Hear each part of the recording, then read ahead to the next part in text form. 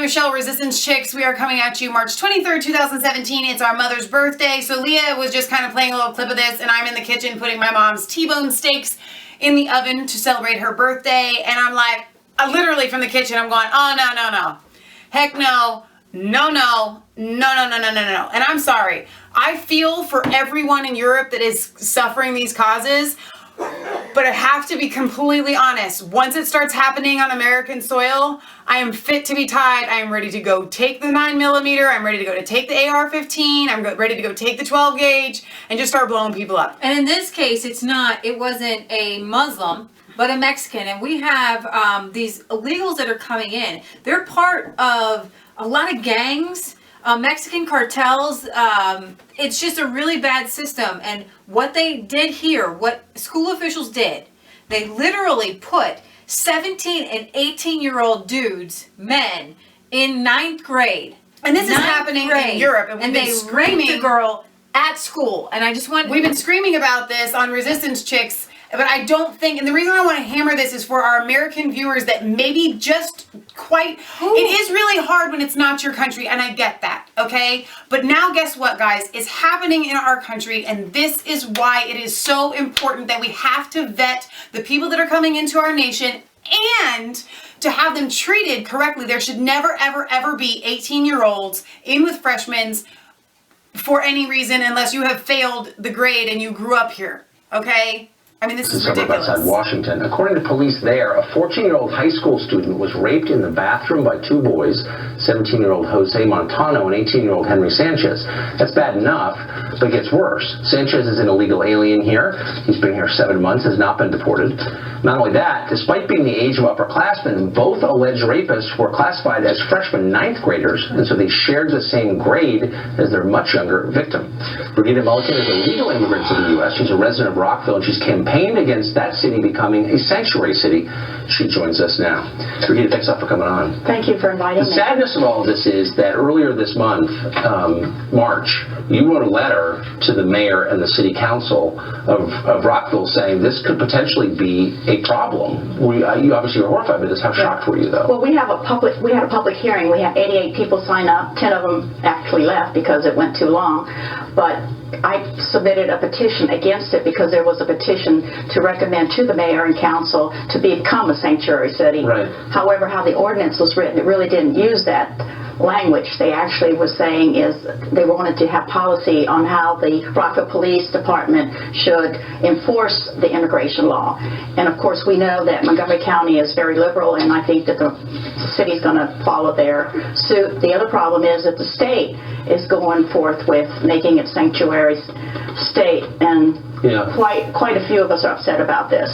So you're an immigrant. I mean, you came to this country from Europe as a child, and you wrote this. You said, our freedoms, because of this proposed policy, our freedoms are in jeopardy if governments at whatever level decide to enforce only the laws they like and ignore the laws they do not like. If you don't like a law, work to change it. That seems like a basic understanding of the way our government's supposed to work. Well, we had a lot of Chinese people speak, and they said they had to wait in line to come here, and they have issues with the fact that, you know, they came here for law and order, and that these people who are coming here illegally are being protected, and it's not right. So they came here because they wanted to live in a place where law is taken seriously, people are treated equally under it. Exactly. Ooh, the bitter irony for them and for you. Is that how you feel as an immigrant?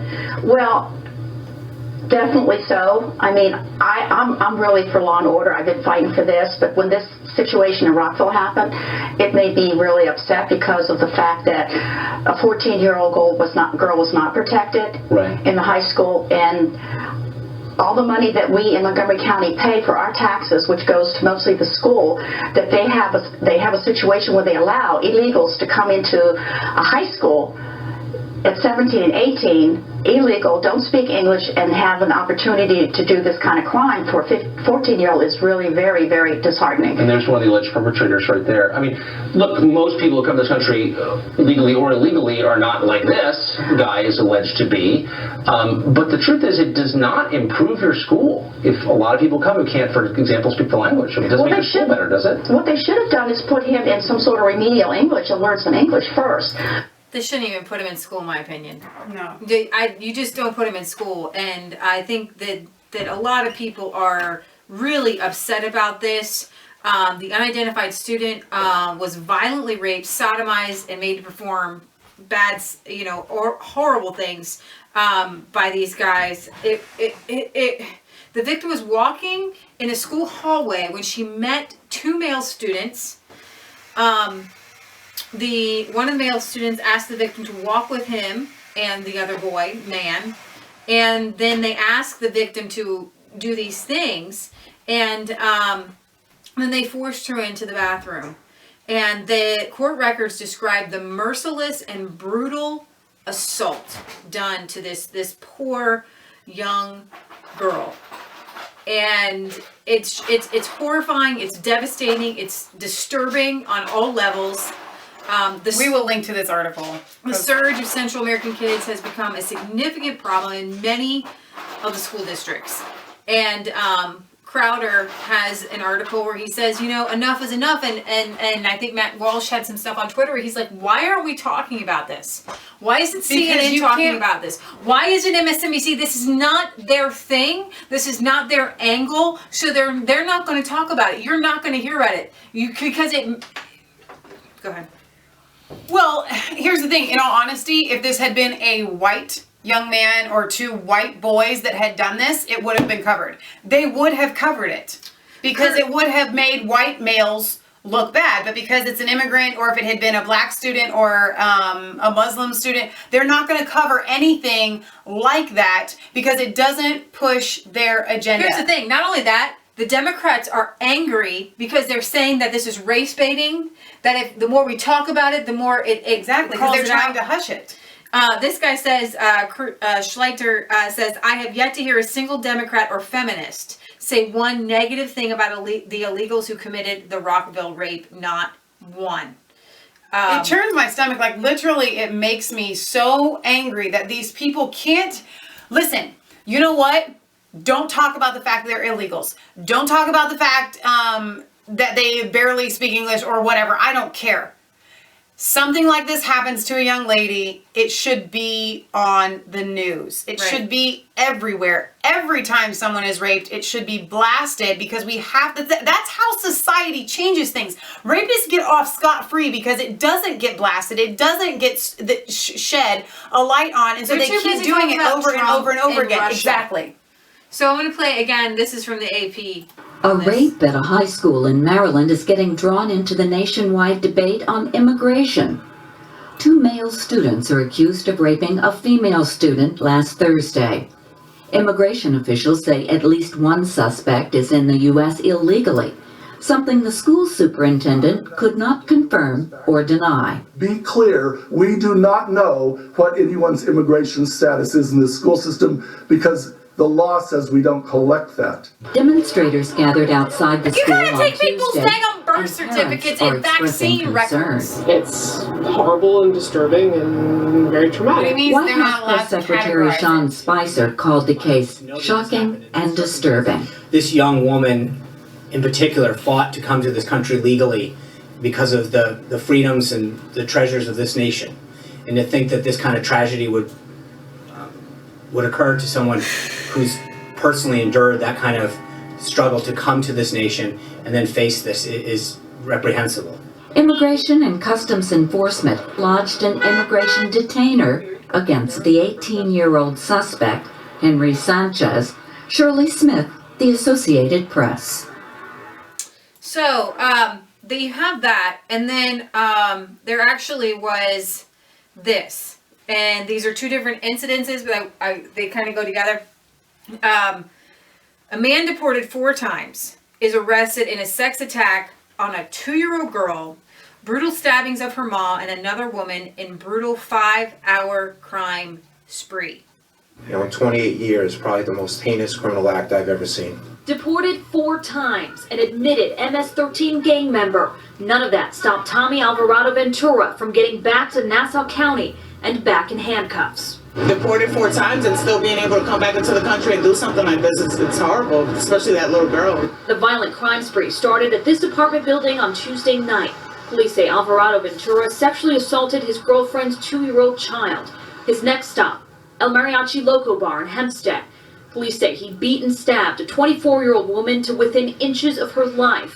Then, back home, confronted by his girlfriend, he allegedly stabbed and beat her too. The couple's roommate, concealing her identity, tells us in Spanish the victim came to her frantic and bleeding, the 2-year-old covered in bruises. They called police. Officers arrested Alvarado Ventura sleeping on the couch.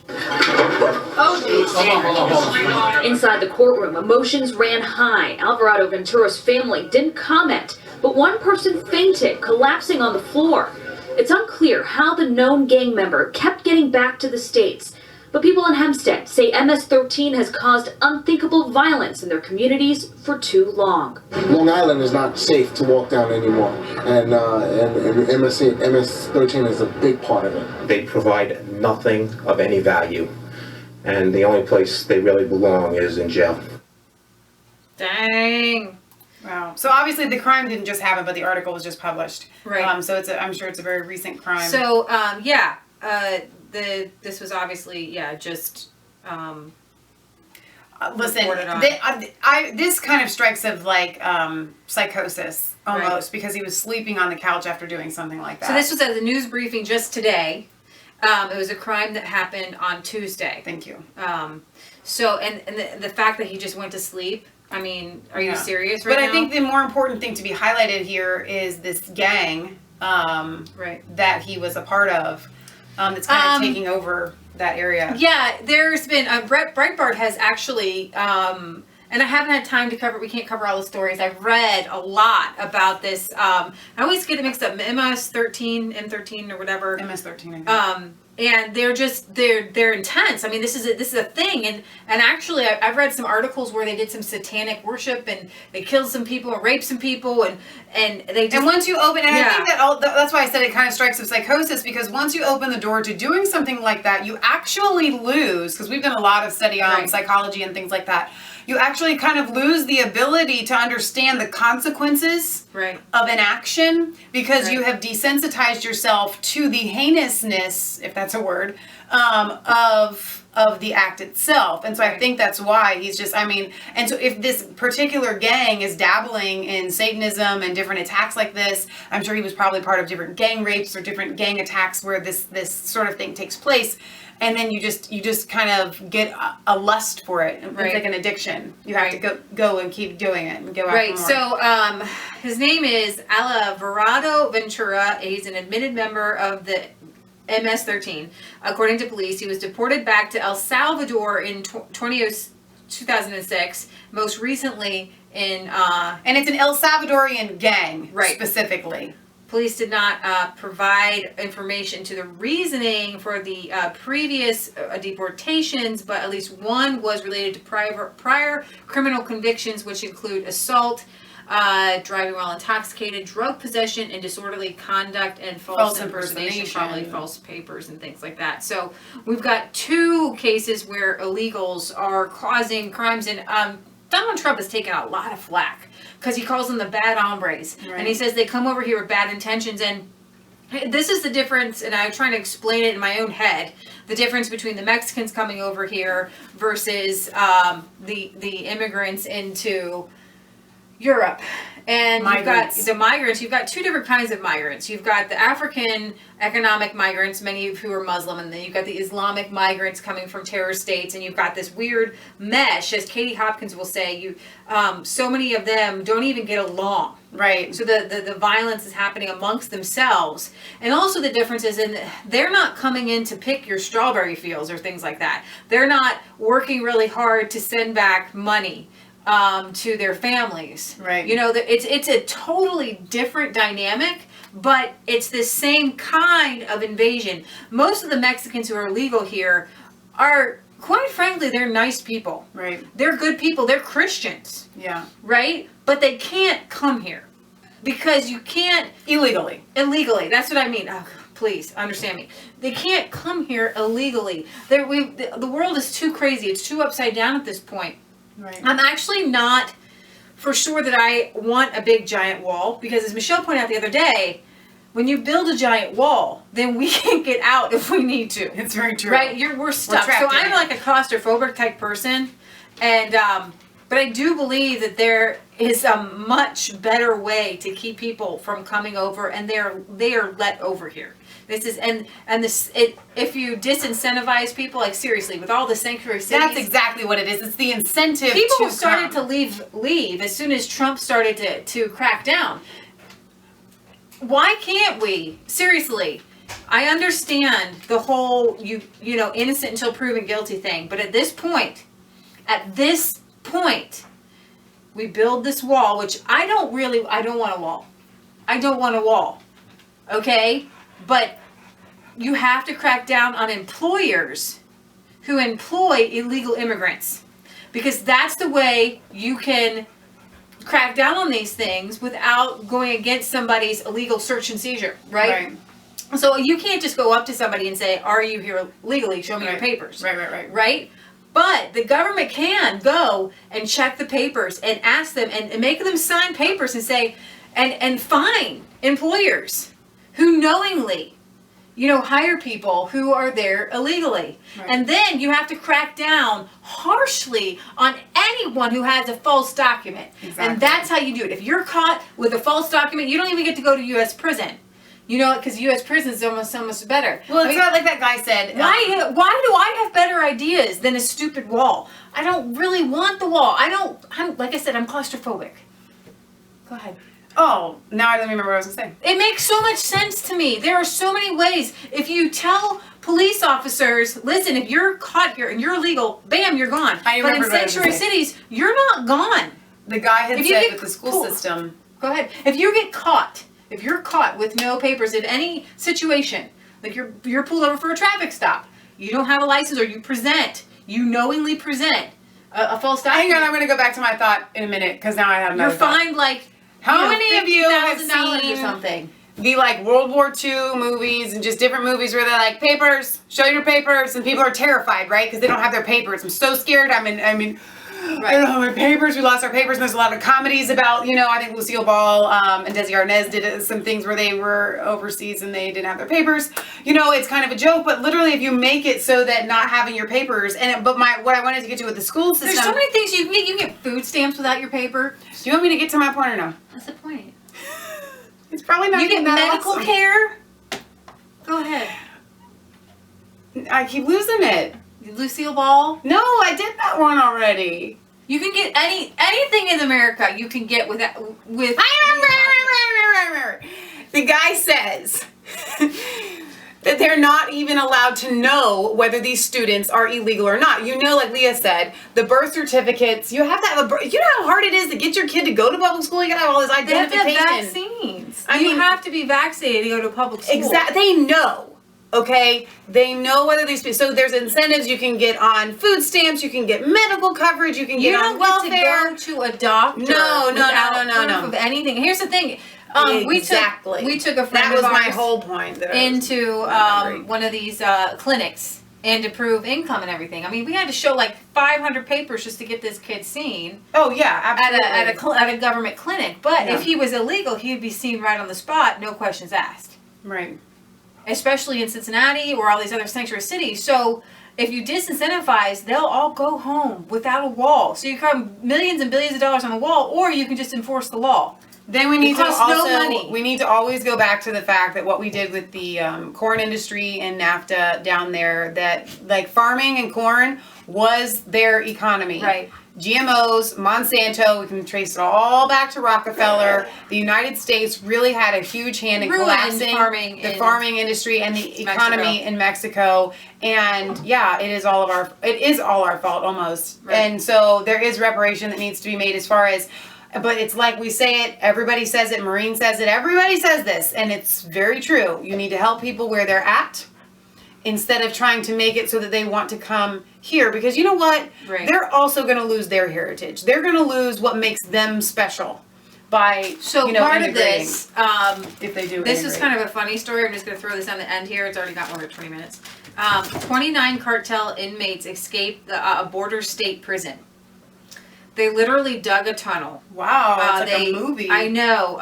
29 escaped. They were cartel drug members, obviously. Okay, they dug a tunnel that went 15 feet underground and then ran 120 across to an outside area. Right, that's fine. Yeah. All right. Okay. That's still a lot of digging. I mean, wow.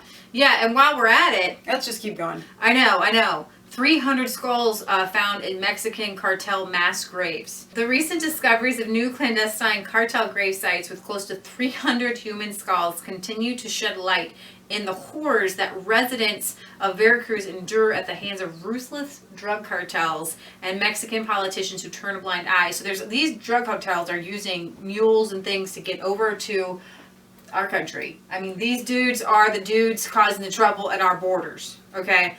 And they actually says a recent discovery of a new grave site with 47 human skulls and multiple other remains points to the shallow grave site being the final resting place for tourists and students who reported missing last year. I'm not going to Veracruz. Not going to happen. And this was, some were reported missing last year, and then 47 more skulls were found recently. This is insane. Yeah, so I guess a mass grave site was found earlier this month with more than 250 skulls. Why just skulls? Where's the rest of their bodies? That's a really good question. The human remains were not found by authorities, but by groups made. Maybe there's other remains in there, and they're just counting. Who the skulls. continue to search for answers about their missing loved ones. The human remains found at the time made up only 30% of one particular ranch.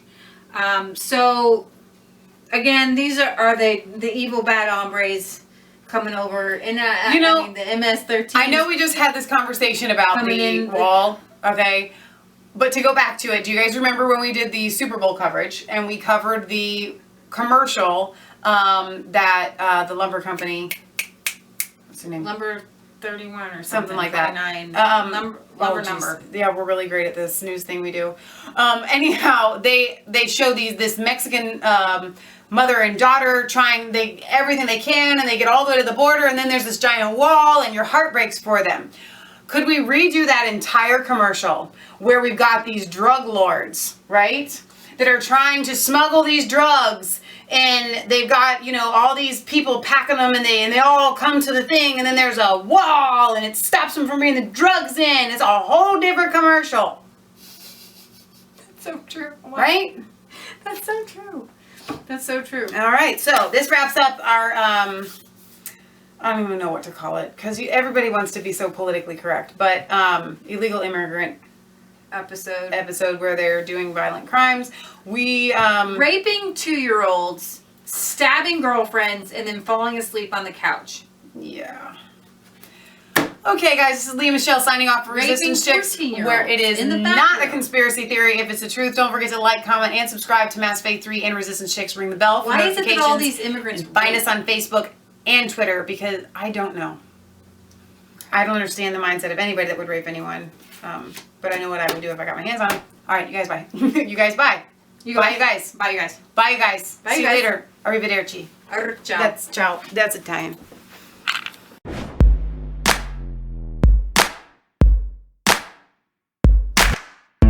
I was cold, all alone.